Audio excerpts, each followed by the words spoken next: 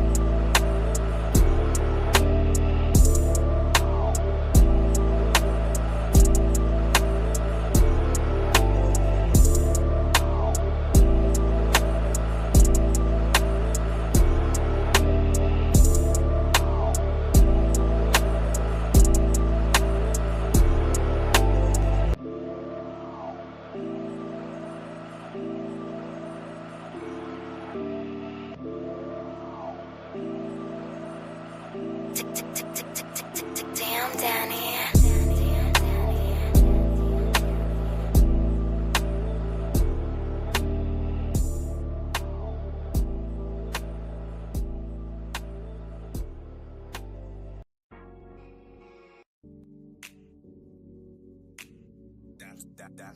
Downtown, I got that heat, let's go.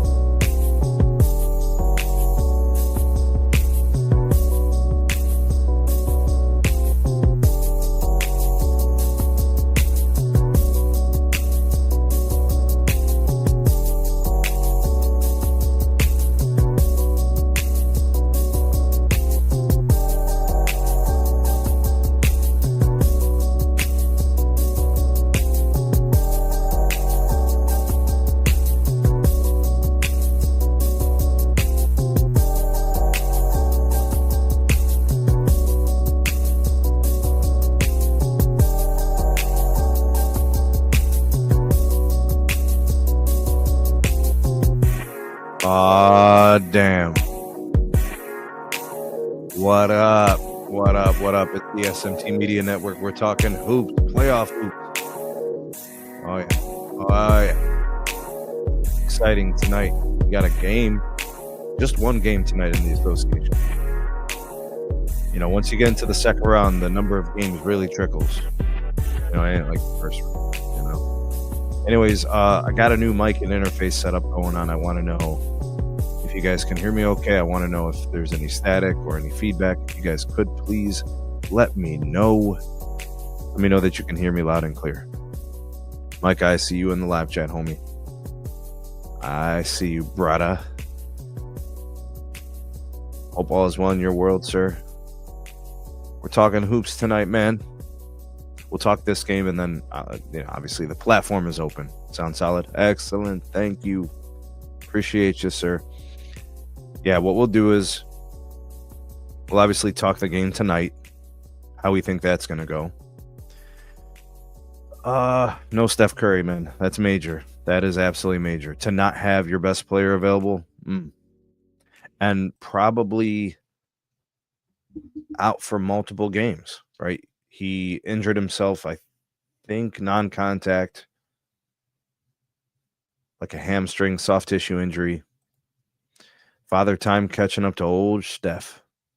Who would have thought little Steph would ever get old and all those things? Yeah, so father time catching up a little bit. Gonna have to be extra careful about his rest and rehab and therapies. You know, he's probably gonna miss not just this game, right? He's probably gonna miss game 3.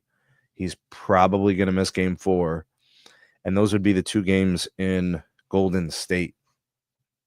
Because remember, the Warriors, they finished 7th. They were a play-in team. And then the Timberwolves, they finished 6th. So they've got the home court advantage. So you'll have 2 games in Golden State. And, I mean, if they somehow pull off a victory tonight, man, then there really is no rush to get Steph back. I just don't know if that's the likely scenario. What are the odds tonight? I don't even know. Does anybody know here? Let's see. What are the odds? I'm not a betting man, so I don't even know. Did they do that here? You know what? Let's look it up, though. We should do that. All right. Warriors versus Wolves. Vegas odds. Golden State is plus 410. Them on the money line. Plus 410. Minnesota Timberwolves are minus 562. Okay. And what other things do they have here? Anything else? Oh, okay. The over-under, the odds through DraftKings is actually Minnesota minus 10.5. The over-under is at 201 points. So they're projecting like, I don't know, like 105 to 95 kind of deal. Something like that. Micah, I feel you, man. It has been absolutely eventful. We've had chokes. We've had heroics. We've had hardships. We've had injuries. We've had the favorites getting toppled. We have the favorites getting upset. The Celtics, the Cavs, even the Thunder kind of got caught off guard in the first game. Some of the things we didn't expect to happen, right? An opening game loss by the home teams that were favorited and the tops in their conferences and all those things. Just not what I think a lot of people would have thought was going to happen, you know?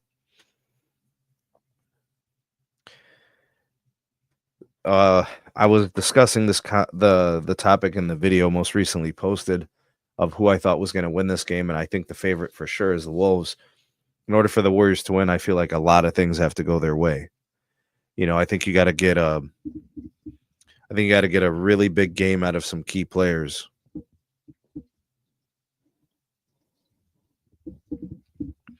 You know, you're going to have to continue to get big performances from the role guys. You know, your Buddy Hields of the world, Can he do it again? You're going to need big performance out of Dre, not just defensively. He's got to give you offense too, like he did the last game. Can Moody give you something? Can Heald give you some? Can Pods give you some? And their defense, right? There's not much wiggle room because these guys are tough in Minnesota. I'm expecting a bounce back game for Naz Reid. Rudy should be a handful in this series, right? Just because of that matchup. Anthony Edwards. I mean, are you expecting him to have a slow game? I'm thinking he's going to be very, very assertive. I'm sure he is not thrilled about what happened the last game. The fact that Steph got bounced early out of the game with the injury and they couldn't pull off the win. You know what I mean? But I do want to hear from you guys, and I do want to have the discussion with you also. What I'm going to do is I'm going to post the StreamYard link for you guys to pop in. Go ahead and tap in with me. Let's discuss the game tonight. We can also discuss the Celtics and Knicks game from yesterday. Oh, yeah. That one deserves a discussion, too. Give me your takes, your kind of like what you thought, your opinions on the game. Let's talk about the future games, right? Those kind of things. The Cavs game, obviously, I think that needs to be discussed. We haven't got a chance to do that on live stream that much yet so far as we've been making content on the channel. We've had a couple of good calls recently on the kind of the most recent live stream, which were excellent calls. Spurs and we've talked to Spurs and on the line. We've also talked to Micah, so shout out to you guys. And the Goon popped in. We had Spence back in the day. It's been really fun to interact with you guys, to talk hoops. And we'll be doing the same thing for NFL football, too. I love the league. Love NFL football. I love hoops. Not that big on the baseball piece. It might be something we could explore in the playoff time. But that's more like, September, October kind of deal. But yeah, let's talk hoops tonight. Let's talk Warriors-Timberwolves. Let's talk, Thunder and Nuggets. That blowout game was crazy. Micah, I mean, it's non-negotiable. Butler is going to have to be huge. It is non-negotiable. He's going to have to not only score points, but still get his stops too. You know what I mean? Like it's non-negotiable. He has to do two things. He has to play great defensively, right? He's going to be given the wonderful task of guarding Anthony Edwards. Good luck with that. So he's got to defend him, and then he's got to go on the other side of the court and score points. He's got to be playoff Himmy, Like I'm talking about the Jimmy Butler that was in Miami that was making trips to the finals. He's got to turn back the hands of time. Looking at the scores from the last game and looking at kind of how things went without Steph and kind of what we can expect, I don't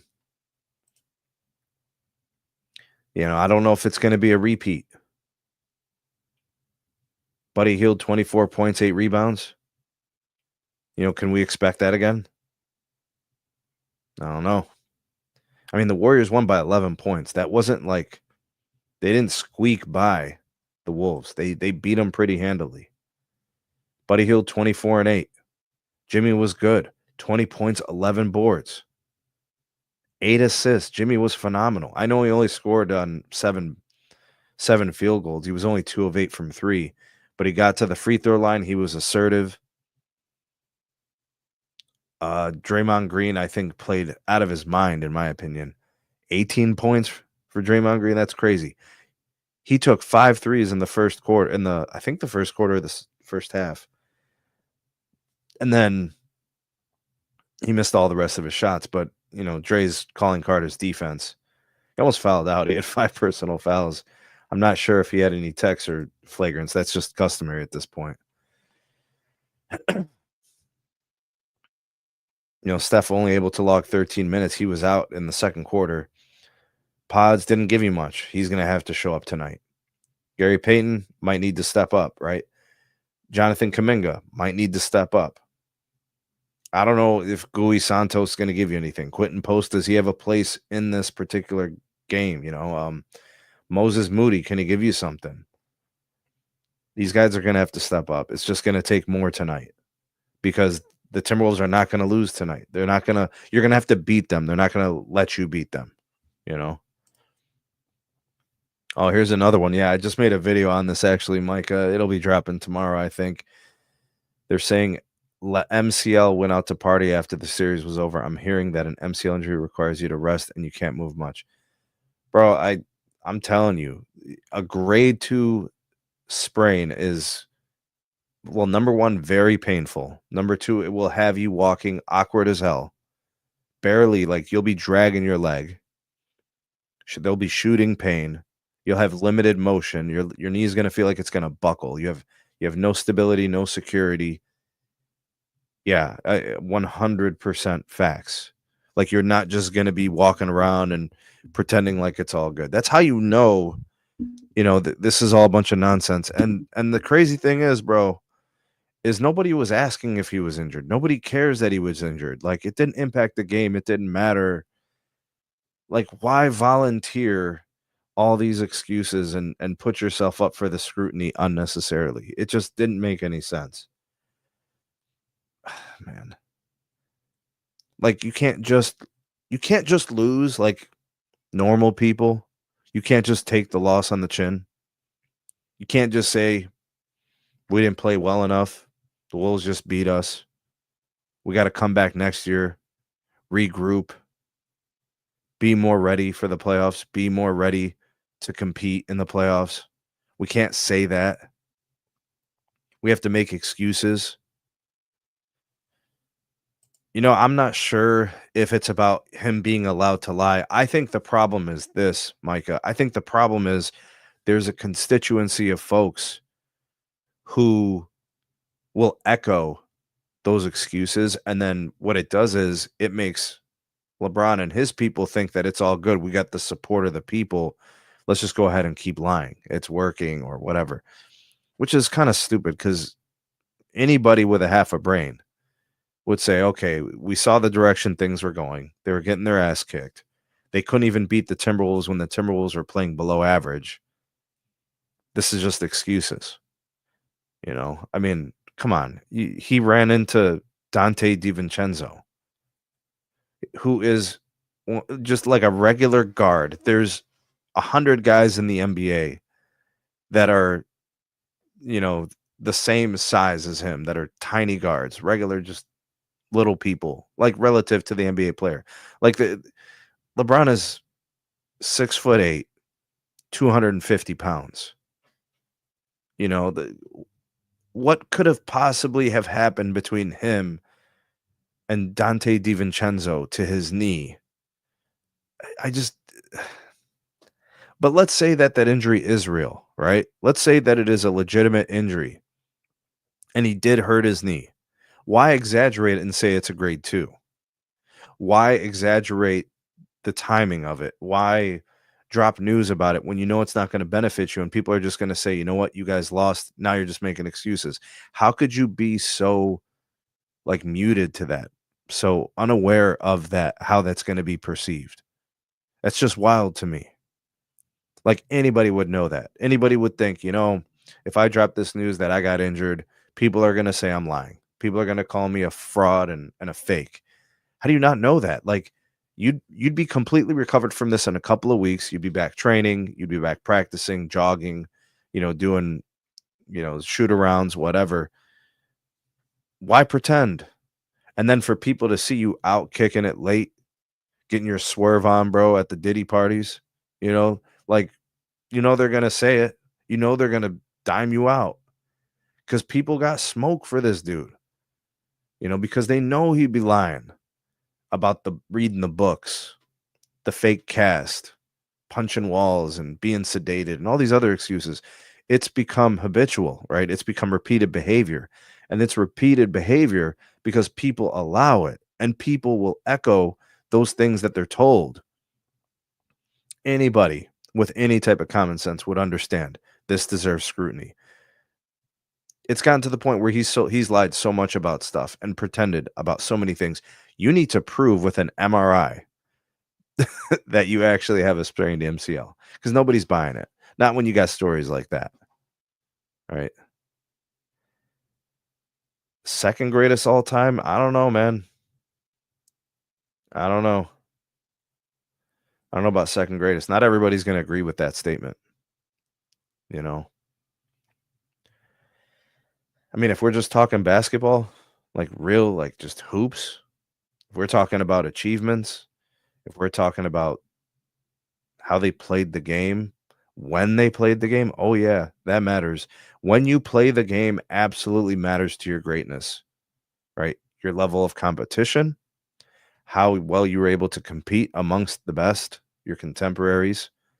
Oh yeah, all that stuff matters for sure. Micah, you had to quote the weirdo Shannon Sharp. Gloria lifted him up like the Lion King.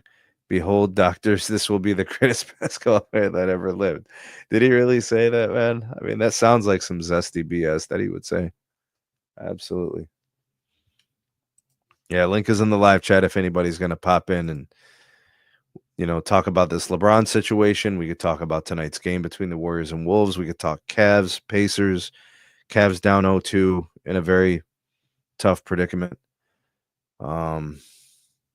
We could talk Knicks Celtics. That's a crazy series. Even the Thunder and the Nuggets. That's a good one. That one's tied. Shannon Sharp said, as long as I got that 6'9", 260 guy from Akron, I fear nothing. Man, that is so zesty. I'm not sure why, where, when this happened, but to all the people who are just enamored by the measurables of someone, like height and weight, like I do not remember that being a sticking point for greatness ever, like in any sport. Like, and to be repeated so many times, I don't understand. So like, what do we say about Wilt Chamberlain then? Because he was like 7+, 270, and he was Olympic athlete. Like, I'm not exaggerating. Wilt Chamberlain is one of the greatest athletes of all time across any sport. That size and speed combo, that's unique. Shaq, when he was out of college, was a freak of nature. That was unique to see that type of athleticism and that size of a human. 6'9", 260, I mean, that sounds like a muscular power forward or a fat one, right? Depends on the composition, I suppose. Is it sloppy or is it, but yeah, the measurables, man, it's just crazy. I don't remember anybody ever caring about Kobe's measurables or Michael's measurables. I mean, you knew people's height and weight because people had like basketball cards and stuff like that. I just don't remember it being a measure of greatness, size. Like if size was a measure of greatness, then we got to just go ahead and put Kareem and Wilt and Shaq and those guys in there. And we got to put Manute Bol in there and George Mirasan, and Yao Ming and shit like that. Oh, he did say that in FS1, man. Got that zest on blast, bro. Yeah, the measurables. It's just weird to me. You know what else is weird is when they do that whole like, he's a great dad, he's a philanthropist, he's a social justice warrior. Like we were just talking hoops. Like, why do we have to do all that extra? Like, what does it even mean? All the size talk is becoming pository. I haven't heard that one before. Yeah. I'd say so. All right. Link is in the live chat for anybody who wants to talk.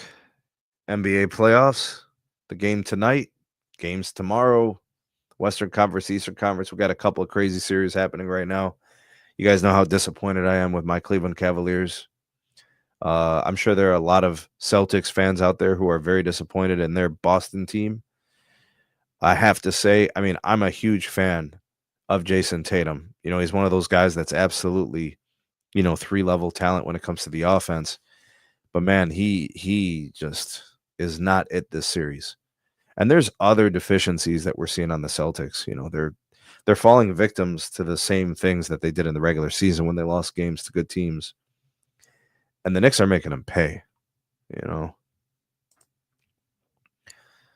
They always glaze him up before giving him the slightest criticism. I know it's become like customary. You're gonna be critical of LeBron, or you're not gonna like something that he said or did. Make sure you put in all those liability clauses and shit like that. Seriously. Yep, absolutely. Okay, all right. So tonight's game, we have an 8:30 p.m. Eastern Standard Time start time. 8:30 Eastern means that will be what? Is that 7:30 in Minnesota? Don't you know? I'm not sure. They're on Central, right? They're not on Mountain Time. So yeah, we'll see what the point of attack is going to be for the Warriors. How they think they can be able to exploit the Timberwolves without Steph. How are they going to go about it? How will the Warriors get their points? How will Minnesota make them pay for not having Steph? Are they going to force guys to shoot? Are they going to force them to, have to score from the perimeter, or they're going to concede something inside? Is it going to be certain matchups? I don't know. I'm thinking. We can go back to this game. We'll go back to the last game here. So Buddy Hield had 24 points. Jimmy Butler 20, Draymond Green 18, Steph had 13 in just 13 minutes of action. So you basically were carried by Buddy Hield and Jimmy Butler, and Draymond Green had a good first half, but he didn't score much in the second half. I don't know. Kuminga gave you 7. Like you're gonna need some help. I just don't know who's gonna be able to do it. It's basically gotten to the point where Buddy Hield has to do it for you. So Jimmy's got to get his. Dre has to be kind of value offensively. He's got to bring you something. So you're going to need Butler to be good, Hield to be good. Pods is probably going to have to be good. He can't give you 3 points. Pods is going to have to do better than 1 for 7 and better than 1 of 5 from 3. He's going to have to be like 3 for 6. 4 for 7, 5 for 8 kind of deal. He's going to have to be good. Yeah. Moses Moody was 0 of 4. Gary Payton 3 of 4. Maybe this is an opportunity for him to get some extra run. But this game is going to be much harder to win than the first one, for sure. I think the Timberwolves are going to be focused, and I think they're going to be looking to get the revenge game going. Looking at the Wolves, what happened with them?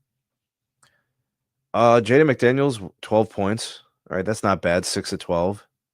Julius Randle was decent. 18 points, 4 of 11 shooting. He was 0 of 3 from 3. So Jaden McDaniels, 0% from 3. Randall, 0% from 3. Anthony Edwards was 20% from 3. Dante DiVincenzo, 14% from 3. He was 1 of 7. Naz Reid was 3 of 7. So outside of Naz Reid, everybody played horribly behind the line.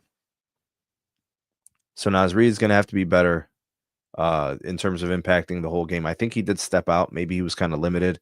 We'll see if he's kind of back to normal. Dante DiVincenzo has an opportunity because now he doesn't have to chase around Steph, right? There's no mismatch anymore, right? So like now Jaden McDaniels can be a little bit more free. Anthony Edwards can be a little bit more free. Ant-Man shot like 40% with 1 of 5 from 3. He wasn't that good. He's going to be better. He has to be better, right? There's just no way he could play the same way he did the last time. And then defensively, I think they did a decent job. If you look at kind of how they got their points in terms of a quarter by quarter basis, was it really that bad? I don't know. I don't know if it was really all that bad. Is there anything important here? I don't know. Golden State held to 18 points in the first quarter. Minnesota, just look at that second quarter, though. In the second quarter, Minnesota scored 11 points. You're going to lose. You can't have an 11-point quarter. No, the hell you can. No way. So Minnesota had an 11-point second quarter. The rest of it was okay. All right, the first quarter was rough at 20, but Q3 you got 29. Q4 you got 28. What up, Razor? Good to see you, man. Yeah, and if you can hold the Warriors to a couple of 18 and 19-point quarters, you just got to make sure you're doing your part offensively. You got to get your own buckets. Oh man, I'm telling you guys, I really don't see the Warriors being able to go to Golden State up 2-0. I don't think the Wolves are going to let that happen. And then, looking forward, games 3 and 4 at Golden State, that's those are going to be some interesting dynamics. As Steph's probably not going to play in those games. Can the Warriors get one of those? So tonight, look for the Timberwolves to bounce back. Look for them to kind of, I guess we'll just call it a split without Steph going back to Golden State. And I don't think they're going to be in a rush to get Steph back because they won game 1. The Warriors won game 1. That gives them some wiggle room. That gives them a couple extra days of rest for Steph because there won't be the urgency to have to win, that sort of thing. 99-88. The Minnesota Timberwolves just going to have to score more. I do think that the Wolves are going to score 105, 110 points. I think they're going to be in that range. For the Warriors, I think they're going to be around that 90 to 95 range. I think they're going to come up short. I think it's going to be a 10-point victory for the Wolves. Maybe 15. And it's not going to be a blowout. Like, there's going to be moments where, the Wolves are going to have to stop the Warriors, stopping runs and stuff like that. This is a game of runs. These teams, they're good. These are the last guys. These last teams left in the playoffs, they're the good teams. There's no more bad defenses left. There's no more bad offenses left. You have a bunch of studs all over the court. Think about it. Knicks, Celtics, Cavs, Pacers, Thunder, Nuggets, Warriors, Timberwolves. These are teams that have reliable scores, systems, philosophies, good coaches, stars, guys that have been there and done that, won championships. The Nuggets are champions recently, right? The Celtics are champions as of last year. Like the Warriors, it's not that long ago where they won a championship. You forgot about Steph's last ring, You forget about things from a few years ago. But there's champions left in this. And then you have teams that want championships really bad, For anybody who wants to chime in and discuss hoops tonight, link is in the live chat. You guys want to talk about any of these games? The LeBron story about him being seen out kicking it with the sprained MCL. Any of those narratives, I don't know, whatever else is going on in the association, we could discuss it. Francis, what is going on, Francis? Good statement here. Said, then why did the Boston Celtics blow the 20-point lead and just 33s?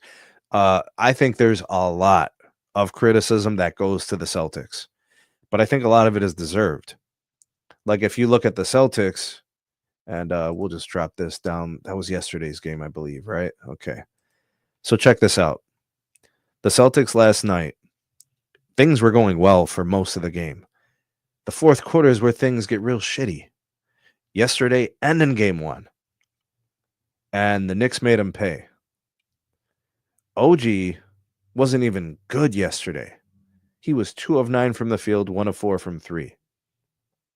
Josh Hart was phenomenal. Celtics, why are you letting Josh Hart go crazy offensively? How? All right, Cat showed up, 21 points, 17 boards, 3 offensive. Mikal Bridges, 14 points. Made a huge defensive play at the end to block, deter, alter the shot, last-second shot by Jason Tatum. Jalen Brunson is him. Those huge clutch free throws, always seemingly getting his team in a position to win, right? It's all about timing. Mitchell Robinson logged some time. Miles McBride, he was good defensively. We saw him make some plays. But those core guys, they're just fighting. And here's the Celtics. Look at these numbers from the Celtics. This shit is crazy. Yo, this one's wild. Let's just call bad 3-point shooting anything under 30%, right? Jaylen Brown, 2 of 7. Jason Tatum, 1 of 5. Al frickin' Horford, 0 for 5. I swear to you, I was on that show the other day talking to True to King. My guy, bro, my dude, True. And I was saying that if the Celtics are drawing up plays that are going to have Al Horford taking corner threes, 5, 6 a game, they're going to frickin' lose. And lo and behold, 5 threes attempted, and the Celtics lose because he's not that. He is not a prolific three-point shooter. The Celtics are crazy. They really think that they have 2 Steph Currys, 2 Klay Thompsons, a Reggie Miller, and a Ray Allen on their team. They really do believe that. Derek White shot 3 of 11. 11 threes, bro? 11? Is that really the natural flow of the game? Drew Holiday, two threes. He missed both. You know? Come on, man. You guys aren't even giving yourselves a chance to win. You're shooting yourselves out of the game. It's craziness. And then just holistically, Tatum shot 26% from the field. I don't care that he got 14 rebounds. Your team needs you to score when they can't. You have to provide. Jaylen Brown, same thing. I got smoke for you too, bro. 8 for 23 from the field. You're going to have to be better than that. Just going to have to shoot a little bit better. Some of those shots need to be in and around the rim in the paint area. They don't have to be 7 threes. I'll tell you what, guys. If I'm a Celtics fan, I don't want Jaylen Brown taking more than a few threes a game. And it's got to be in the flow of the game. Hell, same thing with Jason Tatum. You want to take 5 threes a game? Fine, but it better be in the natural flow of the game. Stop bailing out the defense and making it easy for them. Nobody can guard you. You're too good for this. And enough of Al Horford in the corner spreading this. They do this spread thing, right? It's drive and kick. Put somebody else in the game. Why even bother? Just take him out then. You know? And Kristaps Porzingis, log some minutes, man. The hell? 13, 14 minutes in a game where you freaking lost the lead? It's like a 20-point lead. How many threes should they take? I mean, fine. Take 30 or 40 threes in the flow of the game. It is taking threes to take threes. And they wonder why they're getting beat. And the Knicks ain't even able to score more than 90 points. This is crazy to me. You know, come on, Missoula. You're down 0-2 to the Knicks. 2 games in Boston. And you got all those all-NBA players. Like Derek White's like an all-NBA defender. And he might be one of the most improved players in the league. You know, Jaylen Brown is an NBA Finals MVP and a champion. Jason Tatum, every year perennially, is in the discussion for NBA MVP. You know, and people were making an argument for him to be the NBA Finals MVP last year. What the hell are we doing right now? And who do the Knicks have? Karl Anthony Towns, a nice offensive player, but he's not doing anything to you defensively. Every guy on the Knicks is flawed. Like they've got some kind of deficiency. For Jalen Brunson, he's small. He has a hard time defending, right? He's got to do everything. He's probably always exhausted. You know, none of those other guys are really great shooters. You know? Oh, yeah, I got smoke for the Celtics, just for the Cavs too, Spurzan. Absolutely. Hell yeah, I got smoke for the Cavs. Because it's the same thing. A bunch of nonsense coaching blunders. You know, I got poor execution at the end of games. Asses getting tight. Pause. You know. Hey, look, I don't have a problem with the Celtics losing, bro. I'm a Cavs fan. You know, I wish them and the Knicks could both lose. Hell, I wish they could both be disqualified. Spurzan, salute to you. Absolutely. It's good to have you. I mean, look at the score. Knicks 91-90. That means Boston ain't scoring at the end of these games. Micah chimed in. How the heck you claim to be a fan of Kobe, texting him while he's already gone, acting like he's the best mentor ever, and always come up small in the postseason. Kobe lived for the postseason. Oh, there's definitely criticism deserved for the play of Jason Tatum. The shots that you're taking, Mr. Jason Tatum, just need to be better. You are a true three-layer scorer. You can hit the three, but you shouldn't be just falling back to it all the time. You can get to the rim. Who's going to stop you? The mid-range. What's wrong with a 15-footer, Hezzy? Get to the spot. Raise up. Jump shot. Boom. Get to the free throw line. Making the free throws. Shoot 80+%. You're reliable there. It's not the effort. It's the decision making. Who are you? This is where you assert your dominance. The Knicks are a good defensive team, but they can't stop Jason Tatum. That's crazy talk. Offensive players have the advantage in this league. This guy just needs to make better decisions with the ball. And then forcing the issue at the end of the last game, dribbling through all that defense, through the teeth of the defense, the ball gets loose, you're chasing it down, you can't collect, and then you got triple coverage and they're blocking it, forcing you to pass it, you're out of position and all these things. Come on, man. Got to be better. Razor said the Boston Celtics have the capability to win the series, but they're not closing out the games. It's execution. Absolutely. And that's the same problem the Cavs are facing. It's poor execution in the most important moments. It's guys getting all nervous, jittery, and they're not able to close out because they're not comfortable in the moment. They're uncomfortable in the moment. They're worried. They're scared. They're uncomfortable being uncomfortable. You need to be, in order to be him, you have to be comfortable being uncomfortable. When the moments are,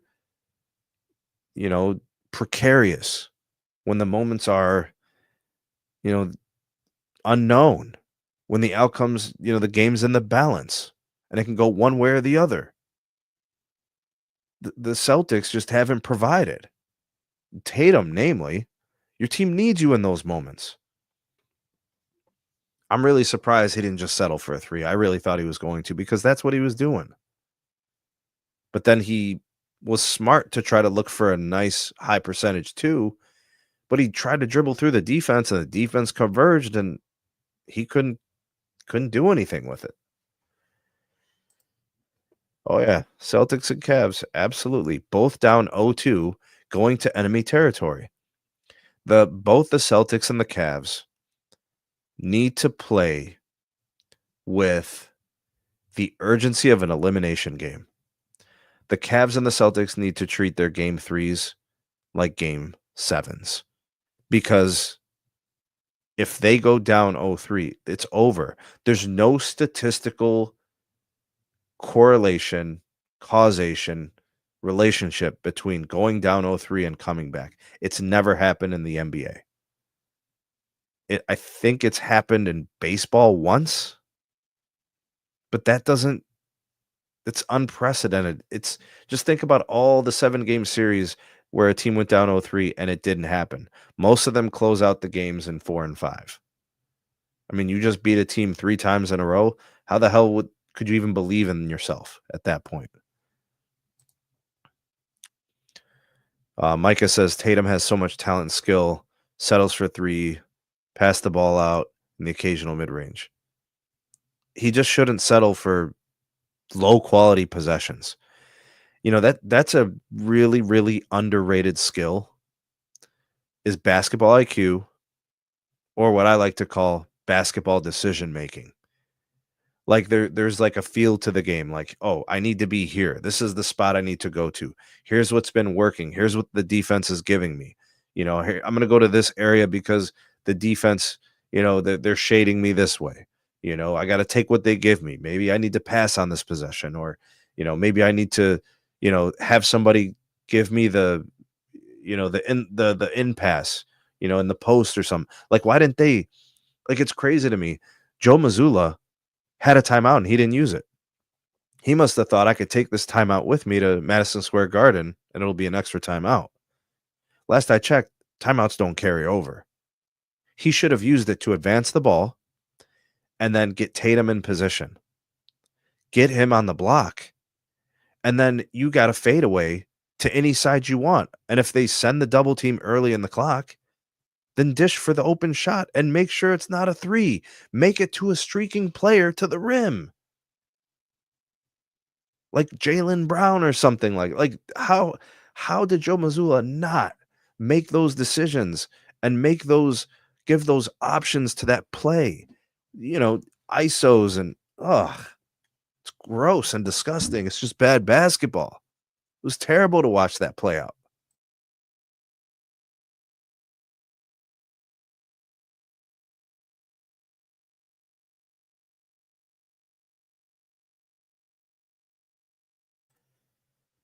All right, so I've kind of gone in extensively.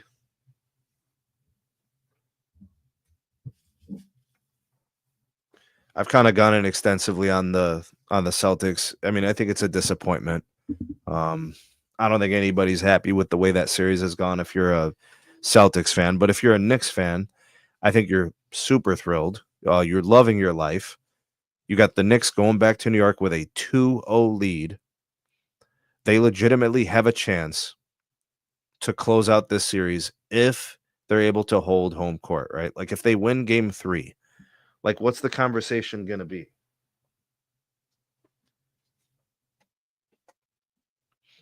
If they win game 3, like does Boston even have a chance? I don't care that they were champs last year.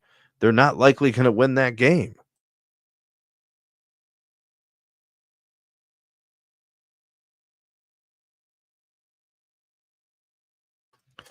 I would be shocked if the Celtics didn't come out with a sense of urgency. They are, after all, champions. They did win a championship last year. I don't want to say that they can't win game 3 or anything. I don't think that's the case. I actually, if I have to make a pick, I think the Celtics win game 3. And I think they win like in a pretty convincing fashion. You know what I'm saying?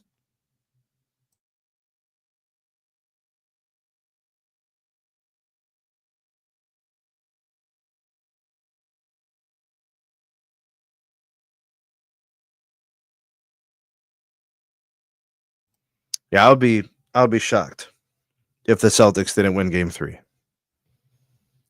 I'm not saying that the Knicks can't. I just don't expect it. I think it's going to be really, really hard for the Knicks to beat this version of the Celtics that's going to come out here in game 3. I'm going to be really excited to watch it because I think Boston's going to come out super focused, only take high quality shots. I think they're going to move the ball because they know we can't play like this against the Knicks. They're too good defensively. They're going to be at home. They're going to have the crowd support behind them.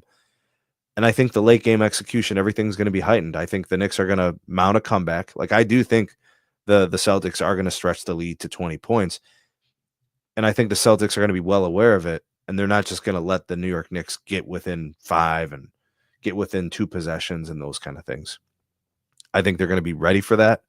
And I think they're going to make good decisions. I think Mazzulla is going to, make some better choices. And I think Tatum makes some better choices too.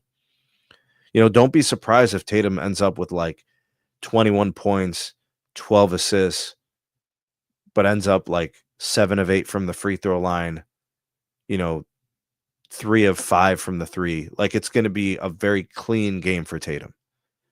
And then Jaylen Brown, I think some of the same things. I think you're going to see a very efficient Jaylen Brown where he's going to be looking to get to the rim and not settle for jump shots. And I think Kristaps Porzingis needs to play more than frickin' 13, 14 minutes. This guy should be playing 25 minutes a game at least. In fact, if he can play 30 or 35 minutes, he's an unguardable talent. This dude is 7+ with 3-point range. He's going to force Cat outside. Cat can't guard him. He can't guard him in the post. He can't guard him at the 3-point line. Hell, if he decides to move without the ball, he's going to be a nightmare for Cat. Cat doesn't have good defensive instinct. Put the pressure on the Knicks defense. Make him have to defend all levels, not just the 3-point line. I don't know if Pritchard's going to give you much. I don't know. Role players don't typically have big games on the road, but you never know. Derek White, let's get you going too.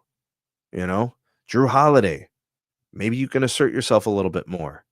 That Al Horford shit's got to stop. Why are we doing this? Why is Al Horford taking 5 corner threes every game? Like, don't even allow him in that situation. Like, why? All of a sudden, Al Horford is Steph Curry now? We're just going to let an aged center take 5 threes a game? The hell? Spurzan says, you think it's the players or coach that have it's both. The reason why I can't tell you which one is because it's both. It isn't a which, it's both. We've seen Joe Mazzulla make bad decisions. We've seen Jason Tatum settle for threes when they weren't falling. We've seen, them just settling for threes, period, as a team. I don't care about analytics. Analytics don't mean anything when you can't hit shots. Get to the damn rim. Get to the damn paint. Crash the boards, get second chance opportunities. The kick out doesn't have to be a three. To hell with the three. Tatum, get on the block. Your fadeaway is unguardable. See, the beautiful thing about being on the block and getting in the post is when you catch the ball, you have 19,000 options. I can pivot before I dribble. I don't need to put the ball down right away. I can scan the court. I can look for movers. I can look for people streaking to the rim. I could just raise up and shoot. How many guys are going to be able to, off the dribble, just block Jason Tatum? Single coverage. It's not going to happen. Why are we not operating? That ain't Mamba. Hey, man, you ever seen Kobe working off the block? It was masterful. When is he going to channel this inner Mamba? Micah doesn't trust the Cavs. The play screams regular season champs, postseason chumps. However, I don't think they'd go down to the Pacers. I don't either. I think the Cavs are going to come back and win that series. I think the Cavs win game 3, and then we could start talking about game 4, and then we got a series. But I'm me. You got to win game 3 to even make this a conversation. You cannot lose game 3. You go down at 0-3, it's a wrap. You know what I mean? Knicks and Liberty fans are rabid. 6-man helps. Fans help win games. Sure. Yeah, absolutely. Rowdy. They're fat cats because they won it all last year. But one would say that they should be motivated to defend, though. You know what I mean? If you're motivated to defend, because remember what people said about Tatum. Oh, he's not the best player on his team. Jaylen Brown won finals MVP. He should be excited to prove people wrong. And I know he heard it all season. He ain't an MVP, and that was the easiest championship ever. Those kind of things. I mean, we've heard it all, right? We have heard it all.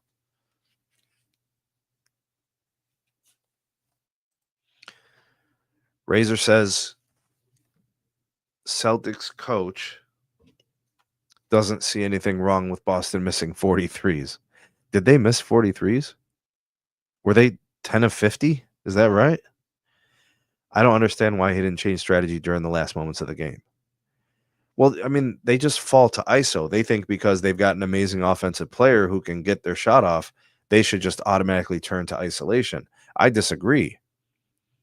I think you should do what has carried your team through the season, like what got you wins. I mean, there's going to be times during the game where maybe you want to do an ISO, but it can't be your primary offense. ISO ball? You got all those millions in payroll for all those players, and you want to go ISO as your game-saving option? And you got the Knicks sending double and triple teams at him? Come on, man. You got to be more anticipatory. You got to make better decisions, better calls on the fly. Didn't even call a timeout. He had one and didn't call it. Didn't even bother setting up an offense. He just went ISO. Spurs, and the backstory on Tatum and Kobe is that, like, Tatum claims like Kobe's like his hero and Kobe was like a mentor. I don't know. There were some camps and there's some photos of him as a kid with Kobe and all this other stuff. And, that's his idol and all that. And, he embraces the Mamba mentality and all these things. And people really push back on that and say, there's absolutely nothing similar between Jason Tatum and Kobe Bean Bryant. And that's the thing, man. Like, Kobe was a unique mentality. Kobe was win at all costs. Put it all on the line. No excuses. Work hard, work harder, and then work more, you know. And I'm not saying Tatum doesn't work hard, but it was just a unique mindset. It was, a selfless dedication to the craft. And, the thing, and this is what people don't talk about with Kobe, man. They really don't. And they need to bring this up more often. Kobe studied. Kobe was a student of the game. He studied player tendencies. The reason why Kobe was such a good defender was twofold. Kobe was a great defender because not only was he athletic, right? Kobe was a good athlete and he had good size to defend guards, right? Kobe's like 6'7", 210 or something like that. He had the prototypical size and range of defense, but he was prepared to defend everyone. He studied their tendencies. Oh, they go left. Here's what he typically does when he goes left. Probabilities of him taking a shot from here, pulling up from here. He did the same thing, studied the right side. Okay, here's what this person likes to do. Here's the release point. I'll be there to go for the block. I mean, Kobe was blocking shots. He was getting steals. He was forcing people into errors. He was like a legitimate Mamba. He was dangerous offensively and defensively. He was skilled and he studied. You tell me, when you watch the NBA, which NBA players do you think actually study film and actually study player tendencies? Who do you see out there that is always there anticipating and is 2 steps ahead of the next guy? Who? I don't think many guys study. I mean, when you get down to these playoff games, you have no choice. You're watching the games back over and over again, right? You're looking for the things you're going to fix. But in the regular season, ain't nobody studying. These guys are probably chasing what and hanging out and working on their brands and doing podcasts and all this other stuff. They're distracted. Kobe wasn't distracted. Kobe was up at 4 a.m. swimming, training, laps, free throws, fadeaways, jab steps, dream shakes, spin moves, left hand, right hand, and then doing it all over again in the afternoon, and then practice and shoot arounds. I mean, what players are doing that? All right, so I hope Jason Tatum is adopting those hard work ethic elements. Otherwise, there is not a chance in this world you will ever be compared to Kobe Bean Bryant. Kobe was unique. Kobe was special. Kobe had the characteristics and qualities of a legend, not to be questioned, the highest order. That's what made Kobe unique. Physically, Kobe was not supposed to be as great as he was. Right? There were so many things that you could say, Kobe was supposed to be great. Well, then why wasn't he drafted first overall? Kobe was supposed to be so great. I mean, he literally had to build himself. Kobe was a science experiment. He was the experiment of what you can do with hard work. I mean, Jason Tatum's taller than Kobe Bryant was. Jason Tatum is faster than Kobe Bryant was. But Jason Tatum is half the player that Kobe Bryant was. Because when the game is on the line, you didn't doubt Kobe. You knew the Mamba was going to get you there. It seems like the first 3 quarters, Jason Tatum is all NBA. And then it's just in the fourth quarter, especially in the playoffs, we got questions. And then people speak to like the defense and the rebounding of Jason Tatum. That's nice. But your team needs something else from you. I say the same thing about Donovan Mitchell. You made all those plays except the last one is the one you needed. That's the one that matters. I'm not saying you don't need to do the other stuff in the other quarters, but you can't compromise. We need it all. Nobody is above reproach. Nobody is above being criticized for coming up short in the biggest moments when your teams need you. Your coaches need to put you in good positions, but you need to make good decisions with the ball, and you need to come through in the clutch when your team needs you. It's not negotiable. This is what is demanded of the greats.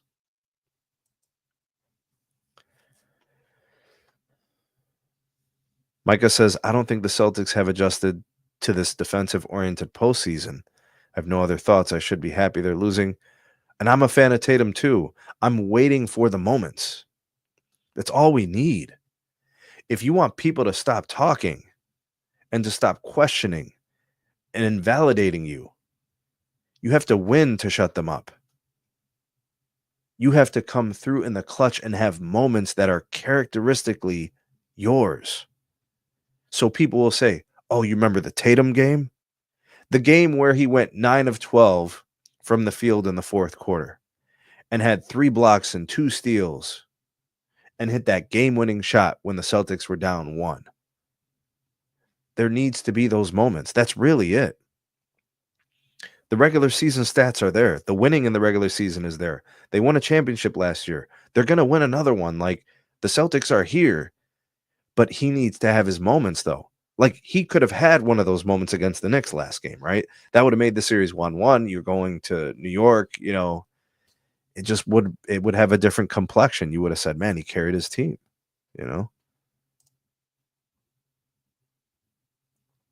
Tatum did all these weird winning poses last year. It was eerie and robotic in a way. I mean, I've heard people say he's kind of cringe. I've heard that before. I don't much feed into it, but I get it. People always care about the optics,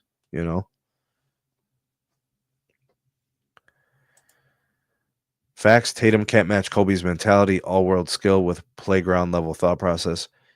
I mean, he's just going to have to rise up in those moments, and then the narrative shifts. See, that's the wonderful thing about the league, Micah. When you got a player like Tatum, who I think is like 27 years old. Correct me if I'm wrong. I think he's in, still in the heart of his 20s. And I think a guy of his caliber and his position and his build and, he's long for the league. You know what I mean? Like, he's going to be around a while. He's got staying power, and he's a good shooter and like the game translates. This is not the final product of Jason Tatum. There's room to run. Like, there's upside. He could still get better. It's crazy to say it, but we have not seen peak Jason Tatum. He can level up his defense and level up his offense and level up the clutch. Spurzan asks, how do you feel about Darius not playing with a sprained toe? Mikhail played with a broken foot back in the day. So here's my take on that, Spurzan. I don't think Darius Garland, Evan Mobley, or DeAndre Hunter wanted to miss the last game. That was a decision. This is my heart of hearts. I really believe this. I think Kenny Atkinson sat them out. Kenny Atkinson really believes in his team. He has a lot of trust in his guys. And he really thought, if we play our game, I trust my guys, we can win game 2 without them. Which may be true. That might actually be true because the Cavs were up by like 20 points. So it's not like he was completely off. The trouble is now you're in a position down 0-2 going to Indiana. And this is basically win or go home. Now you're in a position where you have to win. Now he's desperate. Now Kenny Atkinson is in desperation mode. Now he's going to start looking like JJ Redick if he drops the ball and loses game 3. And now he can't afford to bench those guys. Now he can't afford to give Evan Mobley an extra game off or Darius Garland an extra game off because he didn't win game 2.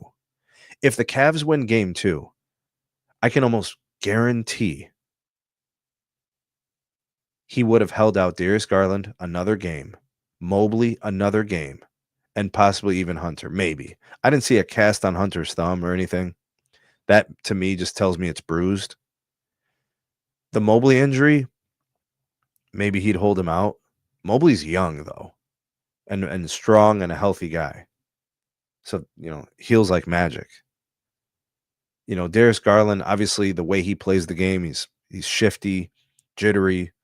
That toe, if he doesn't have that explosiveness, the turf toe or whatever he's got, he may not even be 100%. it might not be good enough to be able to keep up with a guy like Halliburton.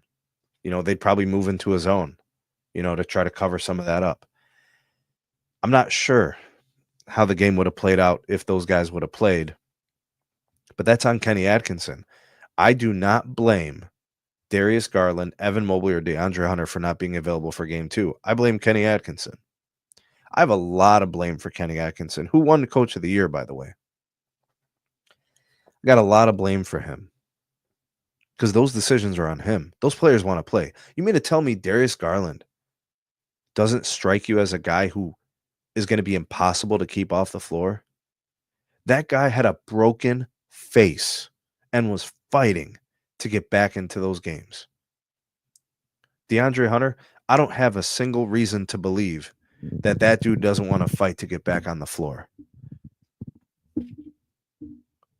Or Evan Mobley. You don't think Evan Mobley wants to prove that he's the real deal? That he's here? Like, look at me, America. I'm the defensive player of the year. Here's why. Or look at the evolution of my game. Now I'm rising up in the playoffs. Oh, yeah. They want that opportunity. Kenny Atkinson said, this is my ship. I'm going to steer it. We're going to do things my way. We're going to look towards the future. We're going to sit you out, be precautionary, be on the safe side. And it backfired because he really thought that he was going to win that game without 3 of the main pieces that got you here. And they almost did. The Cavs almost pulled it off. In fact, they had the lead. They just didn't have the execution. And maybe if Darius Garland was available at that end, they probably would have had a better, easier time inbounding the ball and making free throws and not turning it over. You had guys doing things for the Cavs that don't characteristically have to do that. Like Max Strus having to dribble up the ball as the point guard to set up the offense. Donovan Mitchell having to carry all of that offensive action. Like there's a lot of plays where Donovan Mitchell's got to come off screens. And there's some times where he sits in the corner and takes the play off. He didn't get any of that in that game. The Cavs had to do things other than what they were used to. Ty Jerome went 1 of 14. Like his floater wasn't falling. And I think part of that has to do with the fact that he was pressing because he was asked to be better than he normally is. And what he's been this season has been amazing. But he was probably pressing. Oh, no Darius Garland. I got to be able to do this. All those factors were involved in that game. And they choked at the end. And Kenny called that timeout because they couldn't inbound the ball. They advance the ball up. They throw it in. It gets picked off on a turnover.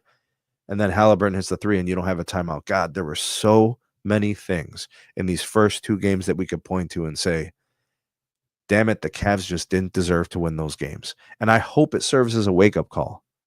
I mean, if it ends up being a wake-up call and the Cavs end up being better for it, then you'd say it was a pivotal moment in the evolution of their team. And it was an important moment during this run, this amazing moment where the Cavs rallied, executed, and followed through. The same thing I think can be said about the Celtics. That's what they're looking for as well.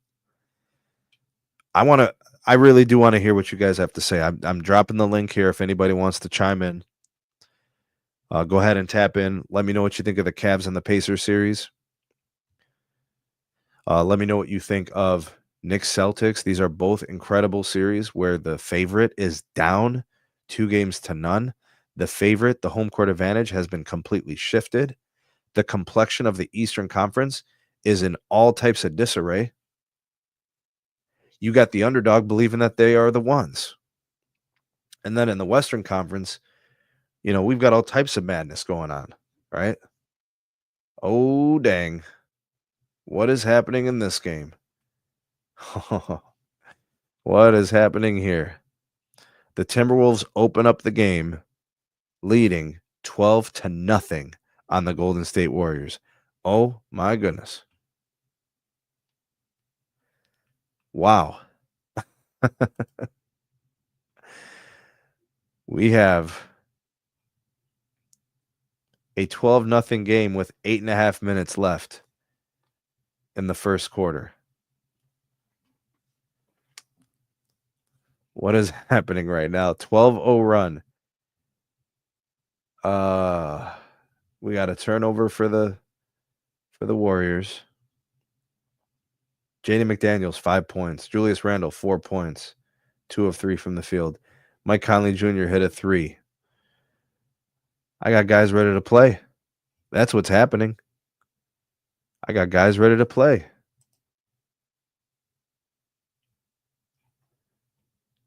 $13-0. Minnesota. 8.5 minutes in the first quarter remain. There's a better scoreboard than this one, I think. This is the NBA.com scoreboard. I think I can do better than this. I feel like there was a nice one that we had the other night. Was it ESPN? I think it was ESPN. Let's see here. Scores. Absolutely, Spurzan. The Father Time. Father Time appears to be catching up to Steph. Absolutely.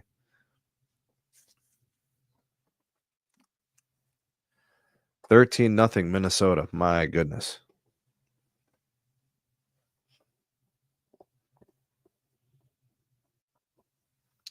The Minnesota Timberwolves started the game 10-point favorites, I believe. They are now officially, I think, 17-point favorites. Yeah, his injury, Spurzan, is going to keep him out of this game, and it's also probably going to keep him out of the next 2 games. And then they're going to reassess. They said they'd reassess in a week. So I think typically the way that these games get scheduled is like you'll have this game, and then you'll have a couple of days off, including a day for travel. And then you'll have those next 2 games. So it'll be game 3 and 4. That'll take us through the end of next week. Spurzan, I'm sure he's very frustrated. I'm sure he wants to be out there. You know, he's a champion. He's a unanimous league MVP. You know, he's the guy that took a bunch of chips from LeBron. You know, that he's a nice guy. He's a smiley guy. But I'm sure that there's a piece of him, you know, deep down inside. He's got a mentality like, I want to be out there helping my team win, even though I'm hurt. You know, but the problem is his game is predicated on quickness and explosive, you know, movement off of screens and off the edges. I don't think he can do that right now. He'd be much too limited, you know. And his hamstring injury is, you know, it's probably a real one, you know, not like some other players who lie and pretend and fake injuries to make themselves look like, oh, you know, that's why we didn't win. That freaking hurts. I don't see how he won't be playing at least 1 week. At least. All right, looks like the score is now 13-3 in favor of the Wolves.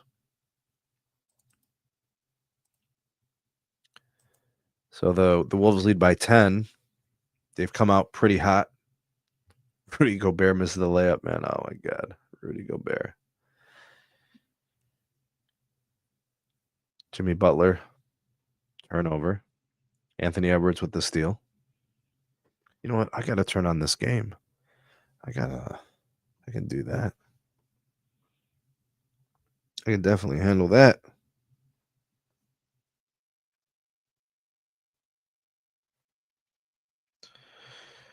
Let's get this game on. I'll load up my YouTube TV. What is it on TNT tonight? Yep, sure is. All right, let's see what's going on. Let's turn up the brightness so I could see. The score is still 13-3 in favor of the Wolves. Game is in Minnesota, people. Listening to you and watching TNT. All right, Jimmy Buckets gets a shot. Hits the jumper. Score is now 13-5. Just under 6 minutes to play in the first quarter. I'm a little behind the scoreboard that you guys see on the screen. That's from ESPN. All right, looks like Anthony Edwards is at the top. He's being pressed by Pods. All right, ball goes into Gobert. Gobert kicks back out. Randle to Conley. Conley penetrates. Ripped by Buddy Hield, I believe. All right, no numbers, but he pulls up and airballs an 8-foot jumper. What in the hell? How does man? Sometimes these players do some crazy shit. Okay, Julius Randle just blew somebody a kiss. I don't know. I wonder who that was directed to. All right, so far Julius Randle is 2 of 4 with 5 points. He's got 2 assists, so he's pretty active. Jaden McDaniels 5 points. He's hit a 3, 2 of 2 from the field. Rudy Abdul-Jabbar has 4 rebounds. Mike Conley Jr. with a 3. Anthony Edwards scoreless thus far, but does have 3 rebounds and 2 assists. So they're moving the ball pretty well. So if I'm the Minnesota Timberwolves, the ball movement's working. Draymond Green has 0 points thus far, 1 rebound, 1 assist. Jimmy Butler has been the lone offensive player that's been able to score for the Warriors. He's 2 of 3 from the field with a 3-pointer, 2 rebounds. He's got 5 points. Pods scoreless, 0 of 2 from 3. Gary Payton missed 2 of his shots, including a 3. Moses Moody missed 2 of his shots, including a 3. So those are your numbers. Yeah, Spurs, and we know how you do. Absolutely. We know how you do. And actually, you know what? I should probably send out the link. Might be some people who want to. Let's see here. Tap in. Talk hoops, man. So far, I think the playoffs have been really good, really enjoyable. I'm telling you, I thought the Minnesota Timberwolves would come out like this, but I also think that Jimmy's gonna fight to keep them in the game. You know, they really, really want to take this lead, right? They want to go up 2-0 in the series. If they're somehow able to pull it off, then they feel good about, waiting a little bit longer on Steph. If they lose this game and then, let's say they lose game 3 and the Wolves go up 2-1, well, then that might be like a situation where they might have to rush Steph back. And if they rush him back early and he re-injures, aggravates the injury, well, then they're really screwed because he ain't coming back that series. Hell, he might miss part of the next series, and that's if they were to get there. You can't just assume it,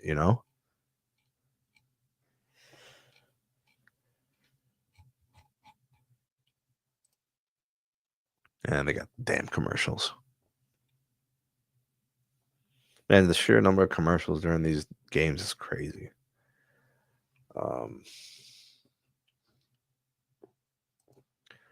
Yeah, we'll see if Buddy Hield can carry like he has the last couple of games. That game against the Rockets was crazy too. Dude, he was like 9 of 13 from 3 or something. All right, looks like the game has resumed. We got about 5 minutes in the first. My feed's a little bit slower, actually. I'm like 1 minute behind. But I can't do nothing. I can't fast forward or anything.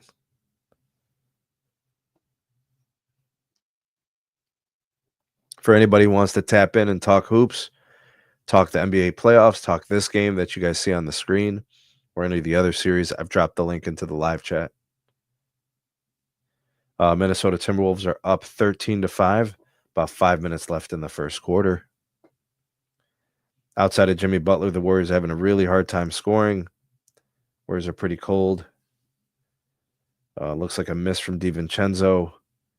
Looks like a loose ball foul on the Warriors, so the Timberwolves will keep it. That Spencer dude, who is that? Or is that Moses Moody called for the foul? Need him to do a little bit step up. All right, Kuminga's in the game. We'll see if he can give a little offense to the Warriors. Very capable player. Anthony Edwards for 3, miss. DiVincenzo with the offensive rebound. He jacks up the 3. He misses. All right, so the Wolves have missed several consecutive shots. All right, looks like a foul as Spencer attacks the rim. He'll be going to the free throw to the line to take 2 free throws. Spurs and said hamstring pops up on Chris Paul at the worst time. So Spurs and I remember the Houston years, right? He hurt his hamstring. in my opinion, hamstring injuries are an indication of lack of conditioning, lack of fitness, age. It could be a number of different things. Like in Steph's case, it ain't because he's not conditioned. I just think it's, father time catching up a little bit, right? Soft tissue injuries. Hell, before I turned 30, I mean, I don't remember any injuries. After I turned 30, I remember pulling my calf on multiple occasions. I remember sprained ankles. I remember, just a couple weeks ago, I hurt my knee. I don't even remember when it happened. I don't even think there was an event. Maybe I just twisted and did something on the court. I have no idea. Man, getting old sucks. I don't know if it happened on a spin move. I don't know if it happened when I landed off of a rebound or, it's crazy. Oh, Spurzan, come on. He got that mustache. Is that right? He got that Ron Jeremy. That's crazy work, Spurzan. Crazy work. Oh, you ain't lying. Getting out of bed could be challenging. I'm not that bad yet, but I could see that happening down the line for sure. All right, 4.5 minutes left in this quarter. 13-5, Minnesota leads. And I think Spencer's going to the free throw line. Oh, man, that was a nice block. I don't even know if Spencer was really fouled. Looked like a clean block to me. Rudy Chamberlain called for the foul, I think. Did they reverse it? No way.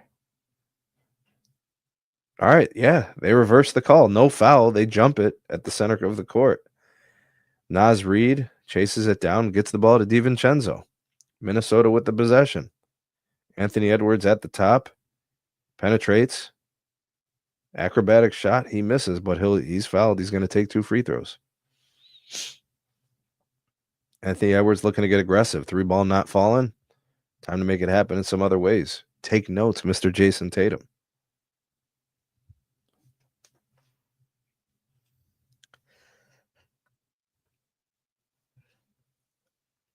All right, and Edwards with the first free throw. Nails it. I really feel like I'm behind. Nope. Well, I'm behind the ESPN feed. The hell? All right, he makes both. 15-5 in favor of Minnesota. All right, Golden State has the ball. Spencer penetrates left. Block deflected. Wolves on the fast break to DiVincenzo. Back to Naz Reid. 3-ball. Miss. Rebound from DiVincenzo, who just pushes Buddy Hield out of the way, or Kuminga. Dishes out to Naz Reid for the 3. Naz Reid good from 25. Whoop-de-whoop. Minnesota Timberwolves lead 18-5. Warriors looking for some points. Kuminga. Looks like he's fouled by DiVincenzo. Oh, snap. We got one of the OGs coming through. What up, what up, what up, Goon? What up, man? What's happening, brother? Man, it don't matter. T-Wolves at 5. T-Wolves in 5. Anthony Edwards is that dude. So right now the score is, I think, 18-5 or 20-5. 18-5. Rudy Gobert just got the last set of points. So the Warriors are finding it difficult to score. What'd you say? You cut out. The Warriors are finding it difficult to score right now. Yep, because the depth of the T-Wolves is just that much better. So the T-Wolves have a good defense. T-Wolves have good everything. Right, and now without Steph there, I mean, it just makes things that much easier on them, right? Yeah. Like Steph was that Warriors team. Having Jimmy was nice, but like he really elevated Steph. Yeah. But without Steph, like I mean, their offense is terrible. Like is the Warriors, like, is this fool's gold that they won game 1? Yeah, no doubt. I think. Do you see a version of this where the Timberwolves rip off consecutive games? Yes, easily. Because the Timberwolves had more time in between games, and the Warriors go from one game to another. So they're already like in playing shape and they're ready to play. Bro, the Timberwolves just got another offensive rebound off the Misnaz Reed three, right to Mhm. Anthony Edwards, make three. Like it's Like 23 it's to 7. They're not even Mhm. like Minnesota's getting whatever they want. Yeah, because they have nothing to combat it. They have nothing to combat it. What about They the don't have a Hall of center. Famer? What about the Hall of Famer Draymond Green? What does he have to say about this? He's a bum. That's it. Bro, they're He had a running nice the game Warriors last off the time. floor. They just ran He the had a nice game fast in game one, but I just don't. I think what's his name? Coach Finch is just he just they Draymond Green had a great game last week, and that's why I think they played so well. And I don't think that's gonna happen again. It's 25 to 7. They just ran the Warriors off the floor. Yeah, Warriors timeout. yeah. So I they're getting them in transition in the fast break. They're getting them hmm in the half court set. They're getting offensive rebounds. They're doing hmm whatever they want. hmm The Warriors don't have an answer. What are they going to do?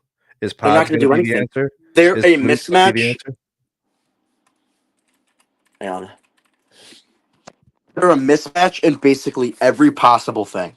Like when Steph Curry was there, it wasn't. But Steph Curry's, I think he's done for the season. A hamstring strain for an NBA player. Come I don't on, think man. it's I mean if it's mild, I mean we could talk about a comeback after a week. I It don't doesn't mean think he's after a coming week though back they're in a down week. 3-1. Well that's my fear is the fact that they won They game won. 1 which buys them some time. But if they lose consecutive games, then there's going to be urgency to rush him back. The chance that they bring him back early and then he aggravates the injury and then he's out for the rest of the series I think the Warriors season is over. because Steph hurt the hamstring. Because Steph is hurt, and Steph was having an amazing year since the All Star break, and I just think the T Wolves are the younger team. They have more depth. I think as of right now, Coach Finch has just been a better coach than Steve Kerr this season. I'll say. No offense to Steve Kerr, he's one of the greats, but I mean, I don't think Jimmy Butler alone is enough to elevate this team. Maybe I. This series is going 5 or 6. I think T Wolves win anyways. Maybe they can win a game in Golden State, but I just don't think it's gonna matter. I don't think they'll be able to. I had the Timberwolves winning the series in 6 games when Steph was here. I mean, I'm just trying to think because I'm not gonna. I don't want to like disrespect Jimmy Butler at all because Jimmy Butler will be a Hall of Famer probably. I mean, and he's the ultimate playoff riser. But I But don't know. It's tough to say. he doesn't have the offensive potency. He doesn't have the offensive potency that Steph Curry has. The Steph dynamic is crazy to an offense. Imagine having a guy because my Cavs never had a guy like that. But imagine having a guy who could come off a screen 25 feet away and all he needs is the smallest window to just get it off, right? Like Yeah, he's just gonna he doesn't really care who's around, who challenges it. I mean, he's stepping, 30 feet in, he's looking to if he could see the rim, he's gonna shoot it, yeah. and it's reliable. That's the thing. It's like back-breaking threes. Like you have to be so mentally tough to be willing to chase him around all game, hoping that he misses. I think the Timberwolves are mentally tough, and even if Steph does come back, I mean, if Anthony Edwards is on Steph Curry, Anthony Edwards will do anything in his Even if they power to get him stop. back, is he even 100%? No, I don't think he will be, and I don't think he'll be the X factor if he's not healthy. So it's actually I think a valid point. I think you brought up a good point saying that the series is over regardless of the availability of Steph Curry. Mm-hmm. If he comes back for game 5, there's a version of that where the the Wolves are up 3-1, Mm-hmm. and like Randall didn't have a good game 1 and Ant Mm-hmm. didn't have a good game 1. Like these guys Mm-hmm. can all have good game 2s and then the Warriors are going to look at each other and say, "Yo, we just got blown out of this game. Like this is what it's going to be until Steph gets back." Like, where's Buddy Hield right now, right? Buddy Hield, I think that was a fluke. I mean, Buddy Hield had 2 great games, but Buddy Hield for the entire season, I just don't think was that great. And I know Steve Kerr loves to stick with his guys, Draymond Green hits a but three. Holy hell. He's the game one. He was a pretty good shooter. He was a pretty good spot up guy in game one, from what I watched. Well, he made his first 4 out of 5 attempts, Mm-hmm. and then he missed the next 5. Mm-hmm. So he ended up shooting 40% from 3. That's not bad at all. I wish Donovan Mitchell would do that. Like, God. Well, I mean, if you're making 4 out of 5 in your first 5, you're thinking you're about to have a career game. Mm-hmm. And then he turns into a pumpkin and misses his next 5. Yeah. But that's more who he is, right? It's more of the missing than the making. I Yeah. think it's one of those fool's gold. You take what you can get when you can get it. But let's be Mhm. realistic. Just because a guy's making threes doesn't mean I'm drawing up threes for him if his name is Draymond Green. Oh my Mhm. God, the ball movement. The Timberwolves are getting whatever they want. They got these Warriors moving all over the place. Wide open. Jaden McDaniels. Oh, he missed. Okay. All right. Yeah, they're going to wear these guys out, man. I just think the Timberwolves.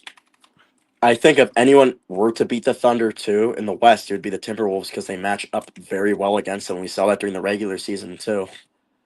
Like the Timberwolves are a dark horse team to make the finals, and I think if they get past OKC, I think they have a really, really good shot compared to the teams in the East. Right now, you've been watching these series, Knicks Celtics, Cavs Pacers. What's your vibes with Celtics Knicks? Bro, Tell me the the truth, bro. You don't have to Celtics, candy coat anything, bro. You're the goon, bro. Give it to me. bro, the Celtics just don't look like the Boston Celtics from last year. They haven't looked at all year. And then like and then now they're shooting they're selling for too many threes and they're getting ran off the court by guys who are playing 40 minutes a game. They claim they have all this depth that they just don't use. Peyton Pritchard has been nowhere. Jason Tatum has been nowhere. Jaylen Brown has been nowhere. Who is going to step up when they need it most? Because the Knicks are having guys doing that.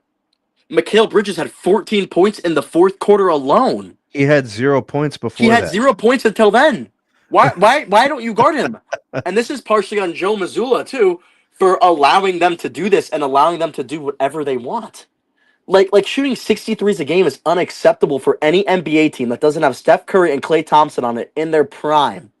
Even then, it's a That's lot. crazy. That's what I said, bro. Like You need Reggie Miller. You need you need Reggie Miller, Klay Thompson, Steph Curry, and Ray Ray Allen Allen. all on the same team to shoot 63s a game. That's what I was saying, bro. Like and I think if the Boston Celtics continue to play like this, going into Madison Square Garden, I could see them going down 3-1 or even getting swept if they continue to play like this. But I have so much respect for Jason Tatum and how he's played this season that I think maybe they could tie the series up 2-2. But it's just like they're down 2-0 going into Madison Square Garden, which is an extremely hostile environment, especially to the Celtics. So if Joe Mazzulla can fix I don't even think he will. I think he's the worst coach, aside from the Nuggets interim head Oh coach, man. remaining, for just allowing his players to shoot 63s a game. Players that Yeah, yeah. are good shooters. I'd say Derek White's a great shooter. I wouldn't call Jason Tatum a great shooter. But Who see, are when good you to average take 60 shooters. threes, it's What? like when a team takes 60 threes, they're like going out of their way to look for those threes. That's not the natural flow of the game. Mm-hmm. They're like hanging out at the 3-point Like line waiting for the I'm pass. confused why Donovan Mitchell is driving to the paint 23 times and Jason Tatum isn't doing that. Jason Tatum's 6'10". And imagine what he would be doing if Donovan Mitchell's able to do it. You know what I mean? Or Yeah. Jalen Brunson. These guys are getting points in the paint, and Jason Tatum is settling for stupid threes or stupid fadeaway shots in the corner of the game, or in the corner of the thing in the last second of the game, when he could just be putting his head down and driving the paint and averaging 35 a game. It Right, but makes no sense. what you're describing though is really a mentality. It's not so much the physical because obviously Tatum is much And more this is so why I built think people for disrespect Jason Tatum so much, because he does shit like this. Like, I mean, you know me, bro. I'm a big fan of Tatum's I know you're a game. big fan of Tatum, and I respect Tatum a lot, but Jason Tatum shooting 10 threes a game, Al Horford shooting 5 threes a Well, they game. got Al Horford spotting up, taking threes Like, every I'm which just way. confused on what the philosophy is of Joe Mazzulla. I understand he won a championship, but like but they won their championship on defensive principles, rebounding principles, and And none ball of that is movement there this year. principles. And it seems like none of that is there this year. Well, when they win, they do those things. Then when they lose, But they they're don't do it. settling They for don't threes. they don't consistently do it. I really the Horford thing is crazy to me. The fact that they got him sitting in those corners, just waiting for those, the defensive collapses, so he's open. Like, you need someone else there catching that pass. That's what I'm saying. You need Derek White there catching that pass. Like, Like they're Derek White, you have Derek White and teams Drew Holiday know there. they can live with Al Horford taking threes. That's what I'm saying, and I don't understand. I don't understand what they're doing and how they've regressed. They've regressed a lot. It feels like from last year, because last year, what did they lose? So they lost 2 games in the playoffs. I think it was one of the Cavs and one of the Mavericks. Right? They lost 2 total games. Yeah, and I think a lot of people said that because of teams being injured and because of, That's true, but it's the also well, I mean, they won a championship because they were the best team, but they won yes. the championship easily because of the Mhm. circumstances. It's just I don't even know what to say about, like, you were talking about, like, the philosophy or Joe Mazzulla or whatever. Like, I don't know if he's saying our primary look has to be a 3. I think what's happening is the Knicks are taking away the interior, and the Celtics are happily obliging and just taking threes. the problem is the Knicks can't guard Jason Tatum or Jaylen Brown if they drive. They're 2 of the best OG wings in the OG can league. guard one of them Yes, to but there's 2 of them. right, to a point where I think that stuff's not going to be easy. But, like, if your best defender is going to be on Tatum, then that means Jaylen Brown's going to have somebody who's slightly lesser, like Josh Hart versus Jaylen Brown. Jaylen Brown Mhm. should be cooking him. That's fried Yes. chicken. Yes. If it's Mikal Bridges, I still think Jaylen Brown's got that edge. Like, it doesn't matter. OG is their best defender, and he can only guard one guy, and it's Mhm. probably going to be Tatum. You know, But the problem is in the end of the game, after OG Anunoby has played 43 minutes and has had 25 points on offense, why is Jason Tatum settling for a stupid fadeaway 3 when he could put his head down and drive in the paint on a tired player? Like, you know what I mean? I don't understand this. I don't understand, and I think Joe Mazzulla is at fault for this. I think Joe Mazzulla has been an idiot this year with having his team settle for so many threes, and it is on him for allowing them to do this. Joe go Mazzulla is practically only there. Sorry. go. You got to keep this in mind, though. This team believes that if they could see it, they're taking it. Now it's But become they're a not fabric of making their it. offensive.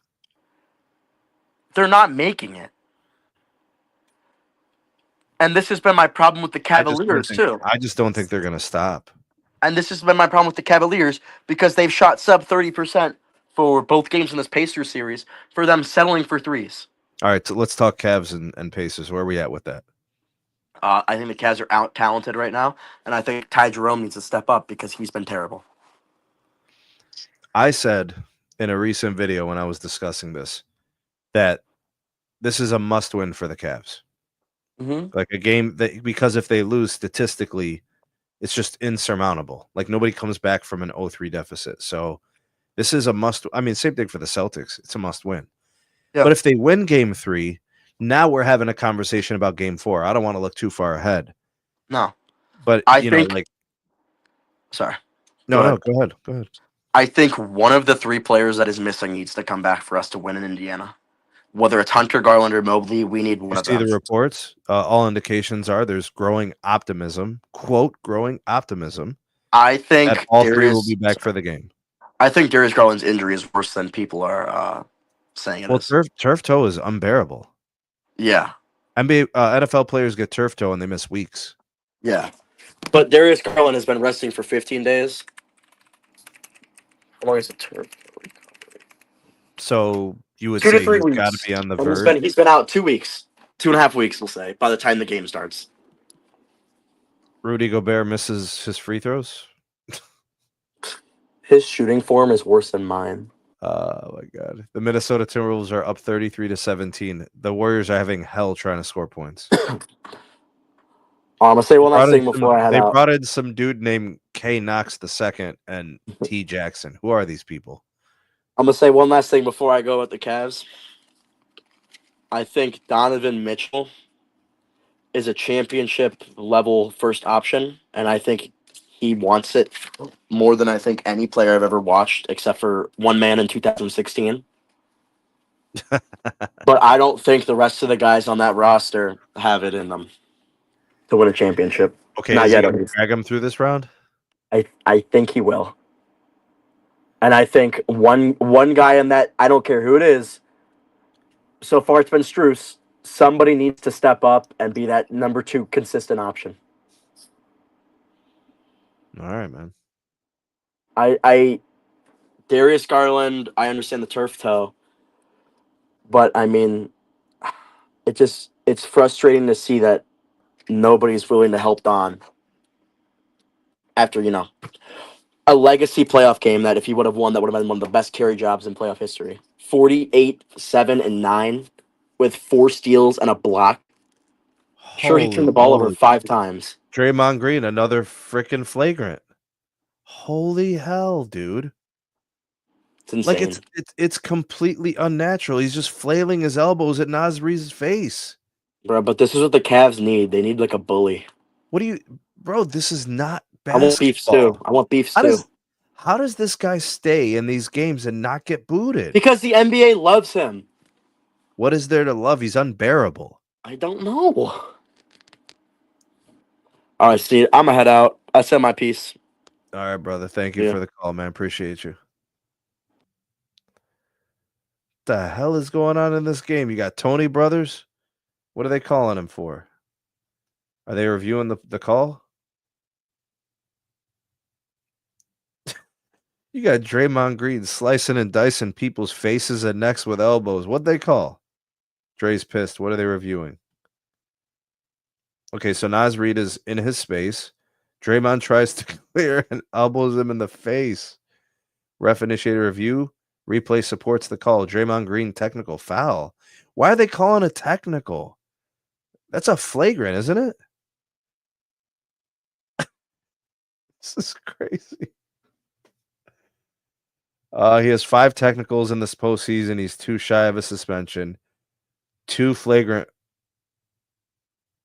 and he's 2 shy of a suspension on flagrants. And now he's yelling at the refs. Oh man, Draymond Green got problems, man. That is a weird dude. Now Steph's talking to him, trying to calm him down, telling him we need you. Draymond Green. Dude, if I'm the Timberwolves, I'm getting all up in there. I'm trying to get him booted. They just pulled him out of the game. He's too emotional. Did they just boot him out? Where's he going? Oh no, he's going to the end of the bench. He's yelling at the crowd now. Yo, Draymond is an idiot. His team needs him. They don't have the wiggle room. Steph's not active. He's just so childish and petty. He just can't get over anything. All right. Looks like a shot clock violation. Nice job, Draymond.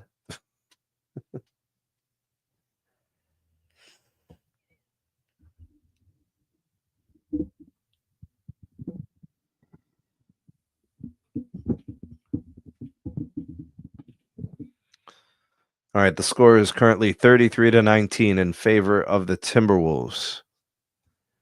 Spurzan, he might get ejected. He might. It looks like he's calming down a little bit. So maybe but if something was to jump off, I mean, he already got 1 tech. So an ejection is the next step.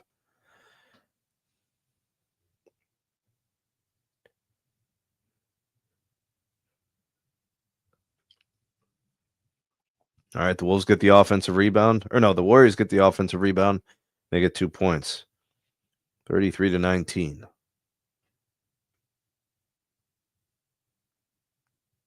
All right, Jaden McDaniels has the shot. Was that a turnover or a deflection?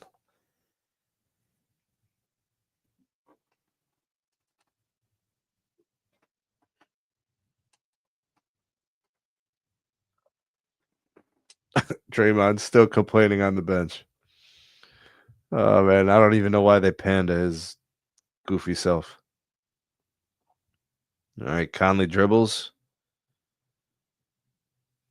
Oh, that was Ann Edwards. Jaden McDaniels the jumper. He misses. Rebound to Spencer.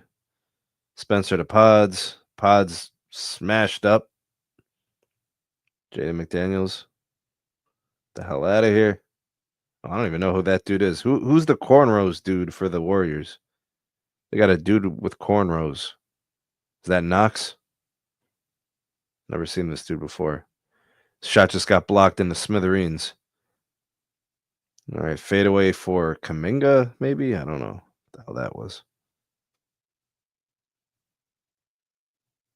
All right, Edwards.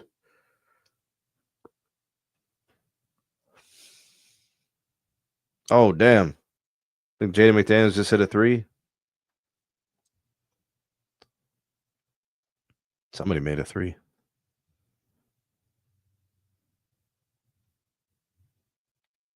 All right, the score is 36-19.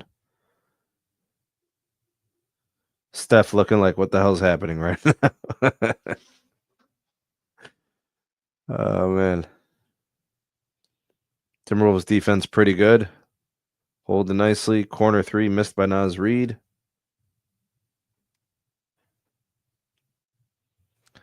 Oh, yeah, Spurs. And it gets much tougher for those role players to score. And as you get deeper in the playoffs and it's an away game and there's more pressure and there's no Steph. And oh, we got a strip from Ant. Ant out to McDaniels.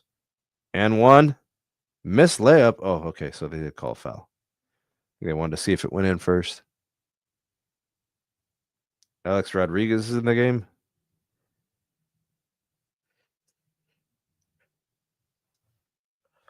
All right, we got an official timeout. Game is 36-19 in favor of the Wolves. I think this is going to be how the game goes the rest of the way.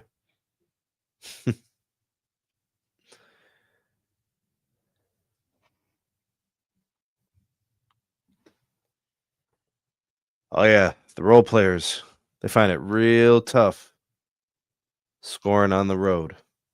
And when the defense gets to key in on you and they don't have to worry about Steph or any of these other threats, oh, yeah, this game is going to have to, you're going to need to see some urgency from the Warriors, especially guys like Jimmy Butler and Draymond Green. Dre's got to get his mind right.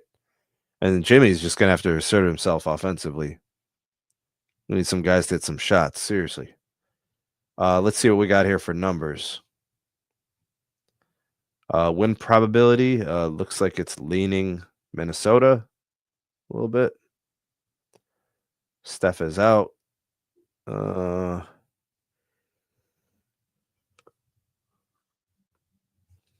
Minnesota shooting 42% from the field. Golden State 27%.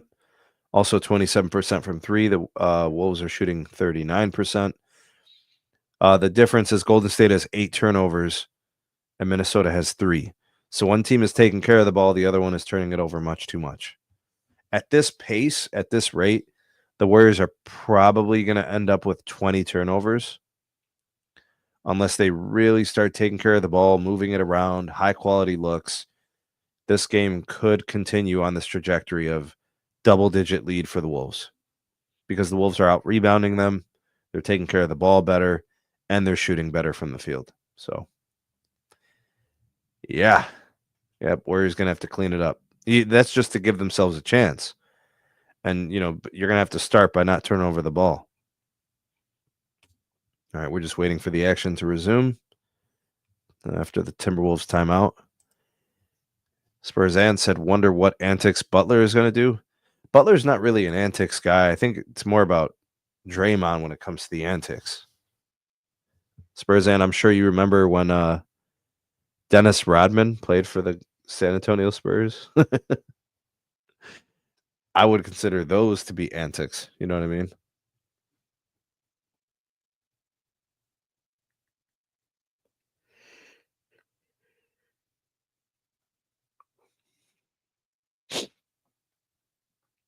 All right, good stuff. Good stuff. It looks like we're getting back here to the action. The official timeout might be done. Wolves with 6.5 minutes left in the second, lead 37-19. Jaden McDaniels at the free throw line shooting 2 after being fouled on a fast break in which almost had the N1 but ended up missing the free throw and missing the layup and got free throws.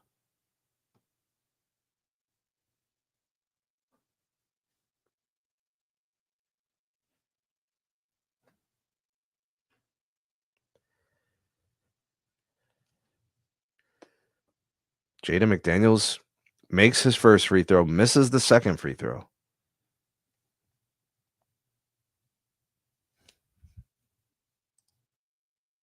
Got to make those free throws. Too much on the line, buddy. Score is 37-19. 6.5 minutes left in this game. Pods running the offense. Guarded by Jaden McDaniels. Pressed. Gets it to Heald.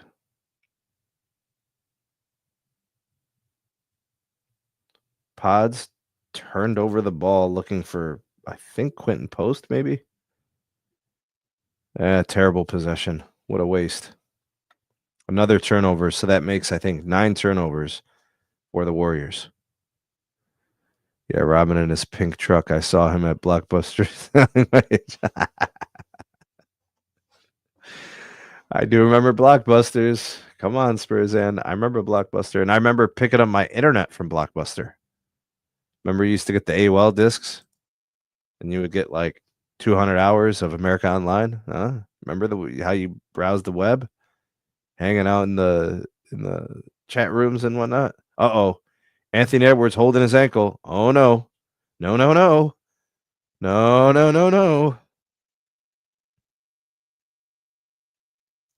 Looks like he's holding his shin, ankle. He's still down on the ground. We'll see if he tries to get up under his own power. Oh, man, they're going to take a timeout. Uh-oh. So official timeout. They cut to a commercial. And Anthony Edwards is on the ground, clutching his ankle, shin, foot, something. Yeah, this is not good. I'm telling you, Spurs and AOL. Yeah, not good. Not good for the Timberwolves. Oh, I didn't know he had a calf issue.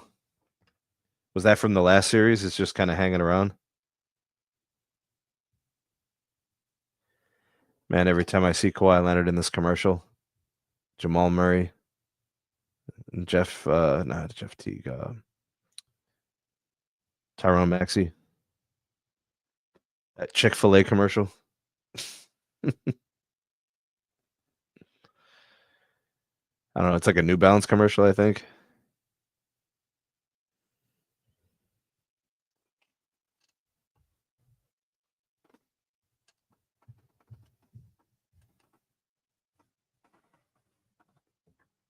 Spurs, and I don't know if you caught the LeBron news. Word on the street is LeBron was kicking it the night he sprained his MCL in that Game 5 loss to the Timberwolves. Word on the street is he wasn't walking with a limp. He was walking just fine, hanging out till 4 a.m. that night, partying at them Diddy parties, getting it in. Wasn't even injured.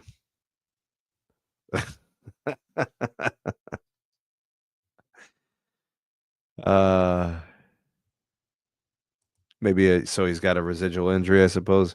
I'm telling you, Spurs, Ed. I'm telling you.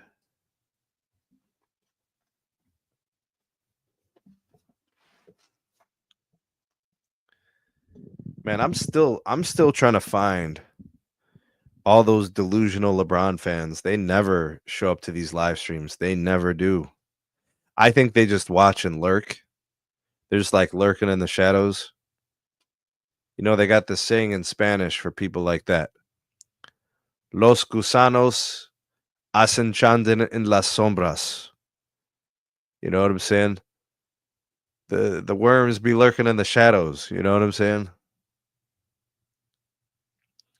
They get loud when they know they could hide. They throw the rock when they know they can hide their hand. They ain't really built like that. They never want to talk hoops. They just want to talk narratives.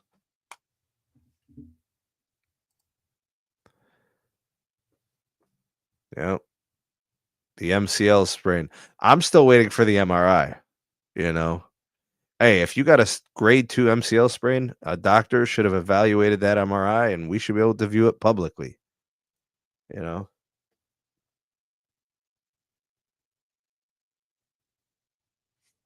Oh, it looks like some stiff from the Warriors stepped on Anthony Edwards like the side of his foot, put all of his weight on there.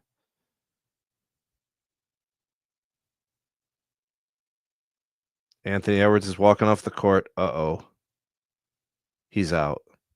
He could barely walk. Oh my goodness. Anthony Edwards has been injured and has exited the game. He's out. He's in the locker room. Oh no. This completely changes everything. We can't downplay this. Without Anthony Edwards, I mean, some guys are really going to have to step up. Like you're going to need a big game out of Julius Randle. He's going to have to step up. Naz Reid is going to have to step up. You're going to have to. Breaking news. Anthony Edwards has left the building. Holy moly.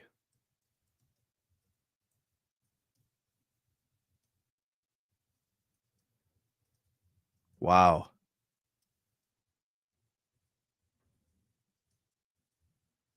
Oh no.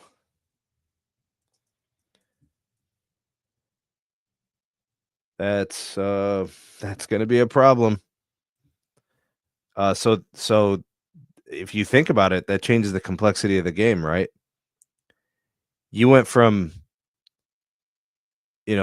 Steph being kind of like the issue for the Warriors. Now it's like the two best players in the series, they're now out of it.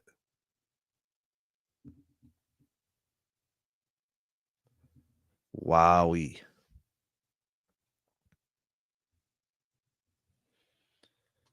Game 2, Timberwolves and Warriors just got real. Wow.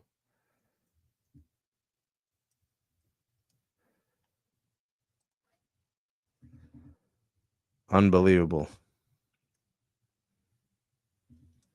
A horrible injury that, I mean, you can't ask for a worse timing injury.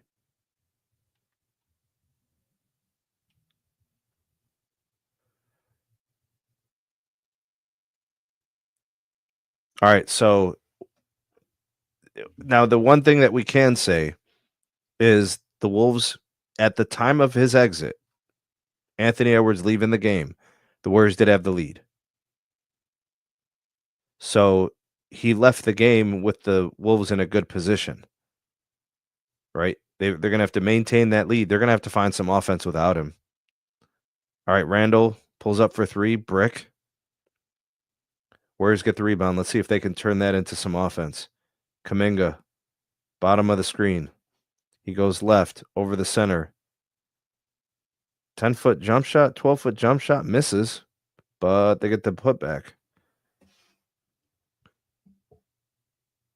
Oh, Kuminga made it. Okay, it went in.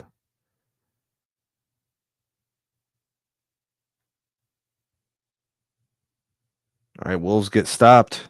Warriors on the fast break. Ooh, Warriors with the finish at the rim. That looks like an and one. Uh-oh. Uh-oh. I think it was Nick. What's that guy's name? Nikhil Alexander Walker called for the foul. Uh-oh.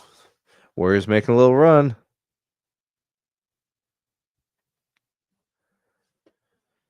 All right, so they're down 17 points currently. There's 2.5 minutes left in the second quarter.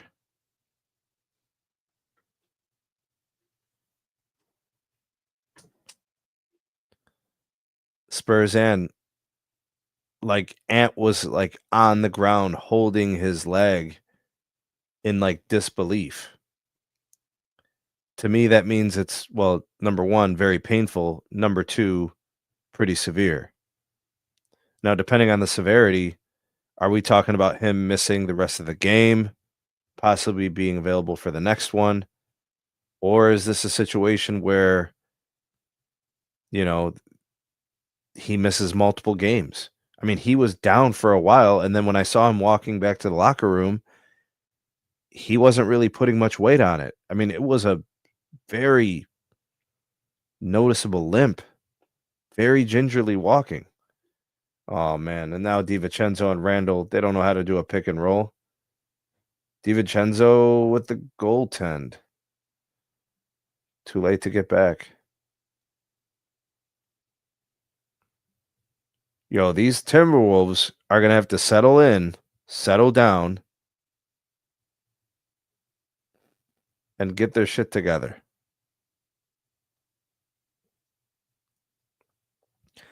Spurs and said, "This is unbelievable. The air is sucked out of the arena." Oh, I believe it. Oh, yeah. I believe it. Because their belief is in Anthony Edwards to carry them, right? They're going to have to win this game through Julius Randle and DiVincenzo and Naz Reid. Those guys are going to have to step up. Oh, yeah. He knows his body. Oh, yeah.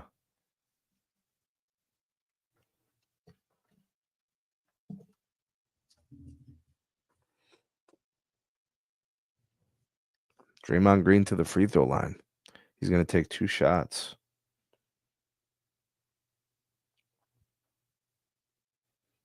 Score is currently 51-33 in favor of the Wolves. Minute and a half left in the second quarter. Man, this game, in this series, is starting to look really different. This could end up being a war of attrition. I mean, you got one team, they lost their best player in the middle of game 1. And now you got the other team, they lost their best player in the middle of game 2. You know? All right, Timberwolves in the half-court set. Mike Conley Jr. dribbles. The dish to Randall. Randall pulls up for 3. He makes. 26-footer. Randall doesn't spook with Golden State Warriors, i.e. Draymond. Yeah, I don't know. I'm not sure about what the dynamic is. I mean, Julius Randle was pivotal in sending the Lakers home early, so we know what he's capable of.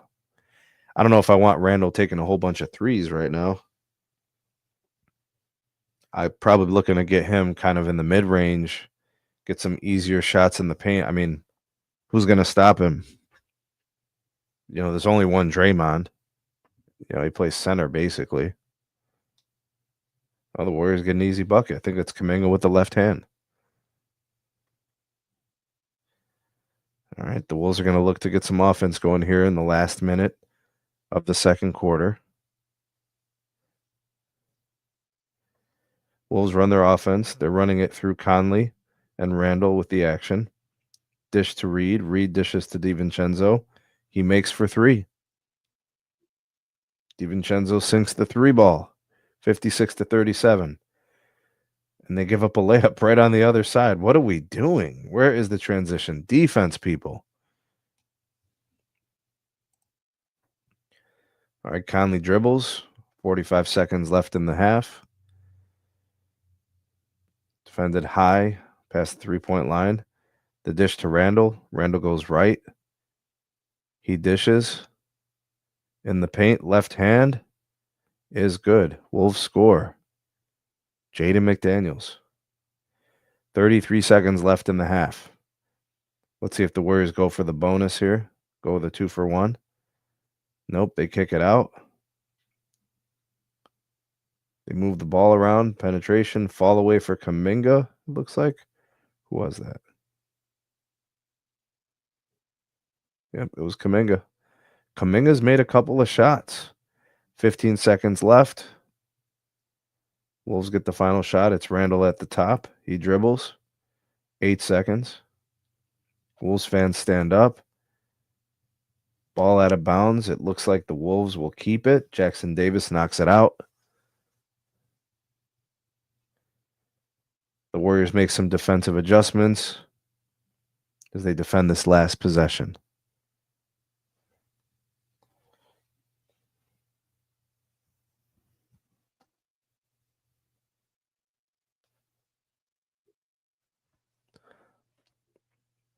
All right, Wolves inbound. Goes to Randall.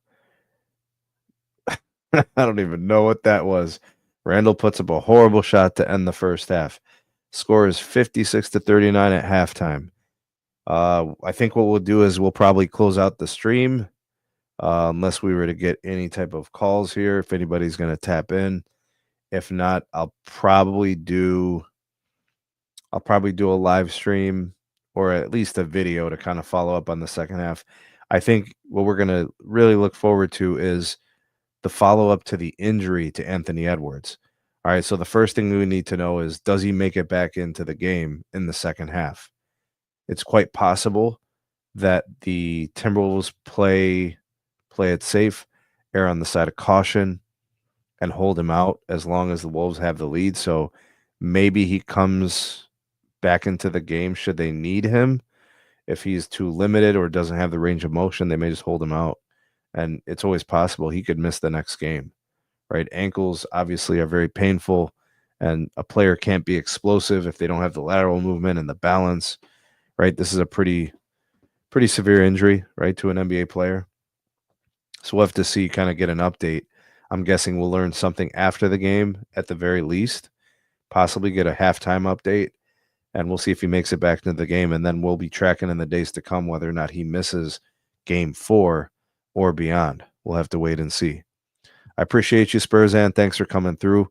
Big salute to you as well as Micah. I appreciate you guys for coming through. Shout out to the Goon for tapping in and chopping it up with us. Shout out to Razor. Appreciate all of you. And there was one more. Somebody came in previous to that. I think it was Francis. Big shout out to you guys. Thanks for watching, supporting, commenting, liking, and sharing our content. We do appreciate you guys. Take it easy till the next time. We out.